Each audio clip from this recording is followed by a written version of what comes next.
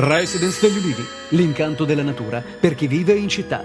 Telefono 0962 96 4192 348 01 17 609. Un subapneista è morto annegato ieri nel mare di Vibo Marina. Era partito da Rende, in provincia di Cosenza, Pierfrancesco Ciglio, 38 anni, operatore RAI, per una battuta di pesca in apnea con un suo amico, ma non è più riemerso. L'amico, non avendolo più visto, ha chiamato la capitaneria di porto. Dopo poco il suo corpo è stato trovato ad una profondità di circa 30 metri dal luogo dell'immersione. Sono bastati pochi minuti di collegamento da Reggio Calabria del programma Anno Zero su Rai 2 per scatenare un diluvio di polemiche e di querele. Il presidente Scopelliti ha annunciato azioni legali contro il giornalista Lucio Musolino, che lo aveva chiamato in ballo per una informativa del ROS. Angela Napoli, che aveva attaccato Scopelliti e furiosamente litigato con Daniela Santanchè, querelerà invece l'assessore regionale Mancini e il consigliere Orso Marso. E non accennano a finire le furiose reazioni innescate dagli interventi nella trasmissione di Michele Santoro.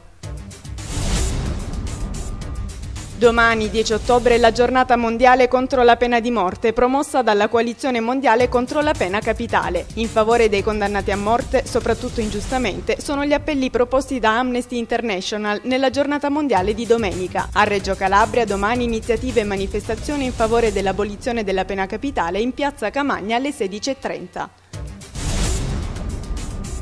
Sono stati aggiudicati i lavori di riqualificazione del Castello Carlo V di Crotone. Lo hanno annunciato gli assessori all'urbanistica Ettore Perziano e alla cultura Silvano Cavarretta. Tra gli interventi previsti per ridare al castello un ruolo strategico di motore centrale nella riorganizzazione funzionale della città, con priorità al crollo del muro su via Verdogne. Un corso dedicato alle forze dell'ordine per comprendere il linguaggio dei sordi è quanto è stato presentato ieri pomeriggio nella Sala Azzurra della provincia di Crotone. Il progetto sperimentale DILIS, patrocinato dalla Presidenza del Consiglio, ha l'intento di abbattere le barriere comunicative con le persone audiolese. L'iniziativa prosegue la collaborazione tra questure e associazione sordomuti, iniziata con il progetto SMS per la vita.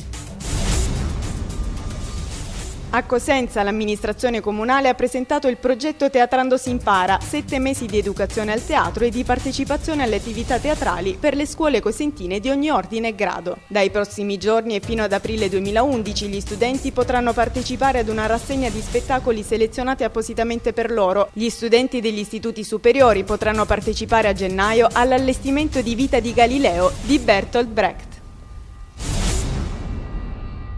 È stato inaugurato presso la Basilica Cattedrale Maria Santissima Assunta il Museo Diocesano di Reggio Calabria. Istituito da Monsignor Giovanni Ferro il 25 gennaio 1957, il Museo Diocesano è esito di un complessivo progetto museografico nell'ambito dell'intervento denominato Sistema MUDIC, del quale si è fatta promotrice la Direzione Regionale per i Beni Culturali e Paesaggistici della Calabria, nell'ambito dell'accordo di programma quadro del 2003.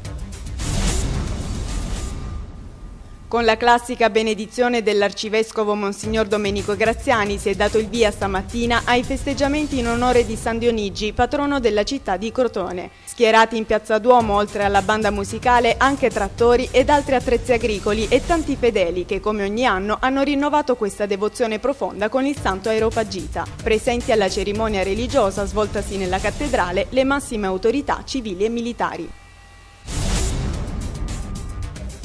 E quest'anno a caratterizzare la festa di San Dionigi a Crotone è stata la presenza della fanfara della Polizia di Stato. In sella a cavalli bianchi i poliziotti hanno dato vita ad un repertorio vario che oltre alle classiche marce militari ha fatto spazio anche alla musica classica e moderna. La stessa fanfara ha scortato il corteo delle autorità che intorno alle 9:30 si è mosso dal comune per raggiungere il Duomo. Apprezzato è stato anche il concerto fatto dalla fanfara in piazza Pitagora.